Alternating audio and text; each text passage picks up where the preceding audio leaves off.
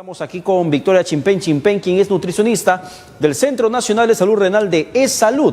Y hablando de salud, justamente el tema del consumo de sal. La información que tengo aquí en mis manos es que, por ejemplo, los peruanos estamos comiendo el doble de porción de lo recomendable para el consumo humano diario. Señora Chimpén, ¿qué tal? Buenos días, bienvenida. Buenos días, gracias por la invitación.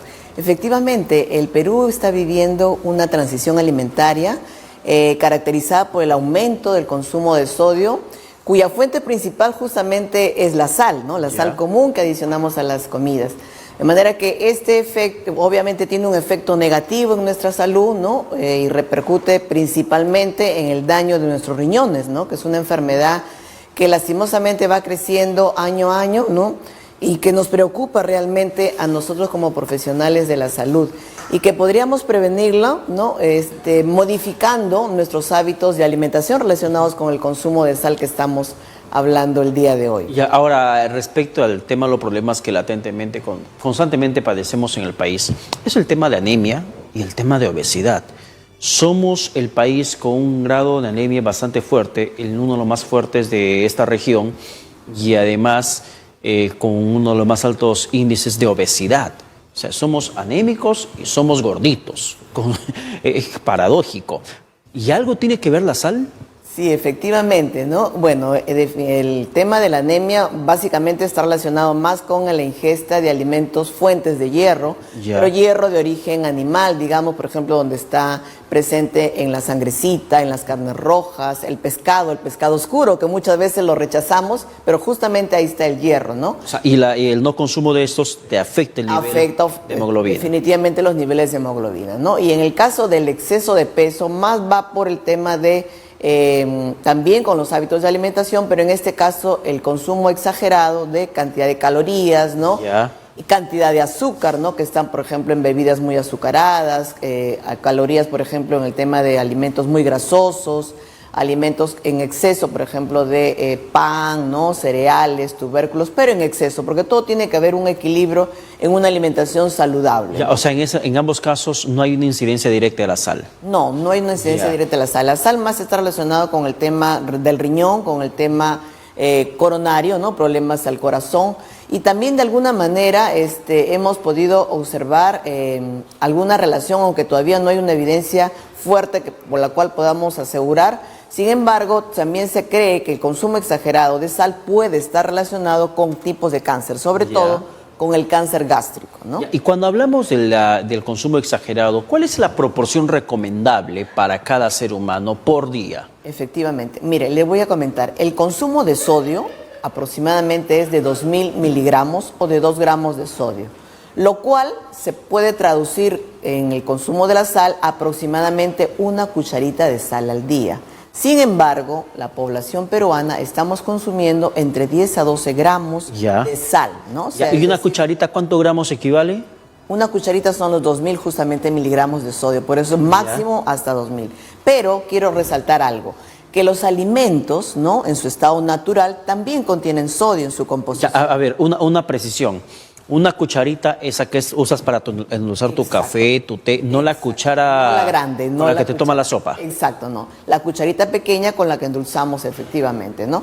La cantidad, esa es la cantidad de sal que deberíamos consumir durante todo el día, no es en una preparación, ¿no? Okay. Durante todo el día. Estamos hablando del requerimiento del organismo durante el día. Ahora, hay una costumbre también que hay que erradicarla, ¿no? Generalmente siempre adicionamos sal a las preparaciones que ya las tenemos en la mesa sin ni siquiera haberlas probado, ¿no? Porque el salero se encuentra en mesa. Entonces eso también es un hábito que debemos desterrar, ¿no? Usted me ha hablado de los alimentos que tienen sal natural. Así es. ¿Cuáles son? O en realidad todos los alimentos, quiero resaltar que tienen sodio en su composición en estado natural, vale decir el pan, el arroz, los tubérculos, todo lo que comemos. Pero obviamente dentro de tus alimentos naturales también hay aquellos que tienen un poco más de sodio y que hay que controlarlos. Por ejemplo, los embutidos, ¿no? Los enlatados en general, tipo atún, tipo cualquier otro pescado enlatado. La aceituna, que también forma parte de nuestro desayuno diario, la aceituna tiene un contenido bastante alto. Eso no significa que no lo vayamos a consumir.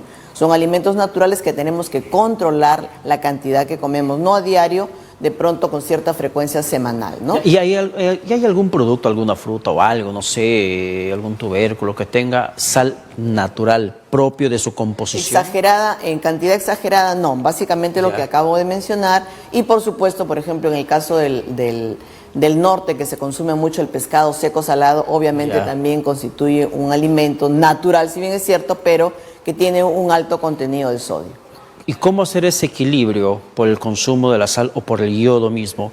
Cuando se menciona, por ejemplo, que es importante el consumo de yodo por la tiroides, lo que podría afectar en el crecimiento de los menores, tanto así que viene paquete de sal yodada. Yodada, sí, efectivamente, ¿no? Por una forma de prevenir el tema del yodo, el bocio, que es por deficiencia de yodo, justamente enriquecer la sal, porque la sal la utilizamos en todos los alimentos para prepararlos, ¿no?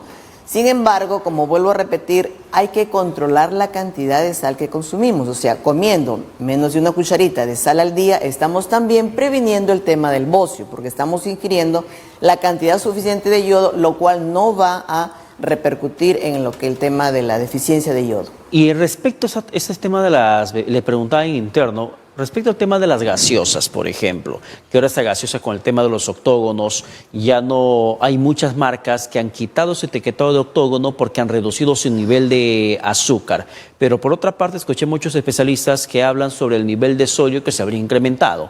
Entonces, ¿hay alguna incidencia directamente sobre el organismo? Una gaseosa supuestamente saludable, entre comillas, que no tiene mucho azúcar, pero que sí tiene alto nivel de sodio. Claro, efectivamente, ¿no? Hay que mirar en conjunto, ¿no? Lo que es tanto lo que es el azúcar, lo que es el sodio en este caso, que afecta a los riñones, y bueno, en algunos productos también el tema de las grasas, ¿no? Pero en el tema de las bebidas y en general, creo yo, que todavía, si bien es cierto, el manual de advertencias obliga a partir de junio del 2019 a las industrias a colocar los octógonos cuando superan estos niveles de sodio, superan estos niveles de azúcar y de grasas. Sin embargo, hay algunos productos que todavía se encuentran en el mercado que no tienen los octógonos, no porque no tengan la cantidad de azúcar y de sodio que deben llevar, sino que simplemente están sacándole la vuelta, digamos, a la normativa y han reducido los tamaños, ¿no? De manera que, obviamente, al reducir los tamaños ya no superaría ese límite, ¿no?, que se está colocando en la normatividad y, obviamente, no van a tener los octógonos. No, pero la norma en realidad ha sido bastante permisiva con ese. Sí, efectivamente, todavía estamos en ese camino, pero yo creo que hay todavía muchas cosas que reajustar. Una pregunta para ir terminando, señora Chimpén. ¿Cuántos años tendría que pasar para que un ser humano comience a sentir las consecuencias del consumo excesivo de sal? En realidad, mire, sobre todo en los adultos, ¿no?, que ya estamos acostumbrados nuestro paladar a comer la cantidad excesiva que estamos mencionando de la sal, obviamente lo primero que se va a manifestar es probablemente una presión arterial elevada, ¿no?, que muchas veces puede ser a corto tiempo, estamos hablando de 5 o de pronto 10 o más años, lo cual a veces, lastimosamente, el tema de la hipertensión arterial es una enfermedad igual que la enfermedad renal, una enfermedad silenciosa, la cual no te da una sintomatología. Te agarra cuando te viene. No podemos estimar con precisión, claro, cuántos años esta persona ha tenido la presión arterial porque no le dio ningún síntoma, ¿no? Pero se estima de aproximadamente unos 10 a 15 años, después de eso ya probablemente el riñón empiece ya a tener daños, ¿no? Por ejemplo, no puede eliminar lo que es el sodio, empieza a retener los líquidos, empieza a presentar edema, recién la presión se eleva, entonces ahí ya es muy tarde porque el riñón ya ha sido afectado y lastimosamente ahí pues ya no funciona hacer, como hay que lógico, el paciente tiene que ser sometido a una terapia de diálisis porque es la única manera de que controlar este daño. Es una situación extrema ya. Extrema, ya. Obviamente estamos hablando de una situación extrema. Y dentro de todo esto, los peruanos, ¿cuánta sal consumen por día? Entre 10 a 12 gramos se estima, sí, efectivamente, y sobre todo en el norte mucho más probablemente, porque como decíamos, consumen el pescado seco salado, consumen las conchitas, y además a todo eso le adicionamos sal, ¿no? De manera que el consumo es bastante alto. Y nos preocupa y por eso las recomendaciones actuales de la Organización Mundial de la Salud es justamente disminuir el aporte de la sal, porque es la principal fuente de sodio en la alimentación, ¿no? Probablemente de acá a unos años ya no digamos una cucharita, sino menor, porque realmente es una forma de prevenir estas enfermedades relacionadas con lo que hemos mencionado. Y en el caso de nuestros niños pequeños, que a partir de los 6 meses de edad empiezan ya la alimentación complementaria, es decir, empezamos a introducir nuevos alimentos aparte de la leche materna, también es una recomendación para las madres no adicionar sal a sus comidas, porque desde pequeño tenemos que ir enseñando al paladar, sobre todo acostumbrándolo, ¿no?, a consumir lo menor de sal que se pueda, y que empiecen a reconocer más bien los sabores de los diferentes alimentos, ¿no?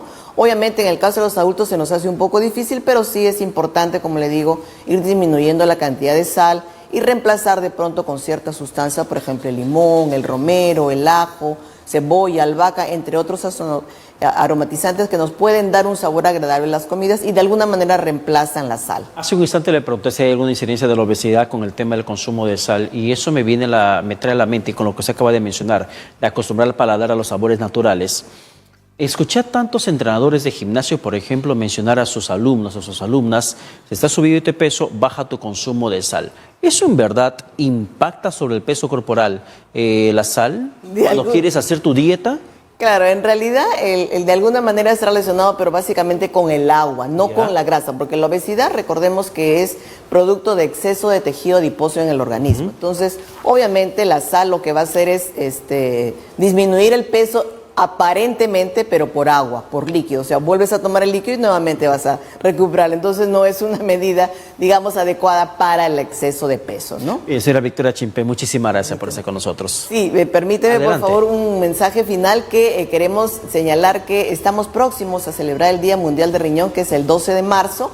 Invitamos a la población en general a participar en la Plaza San José, que vamos a hacer una campaña de despistaje para que reconozcan si realmente presentan algún daño renal y poder tratarlo a tiempo. Y en el tema de nutrición, obviamente, dar la orientación a la alimentación saludable como una forma de prevenir este tipo de enfermedades. Bien.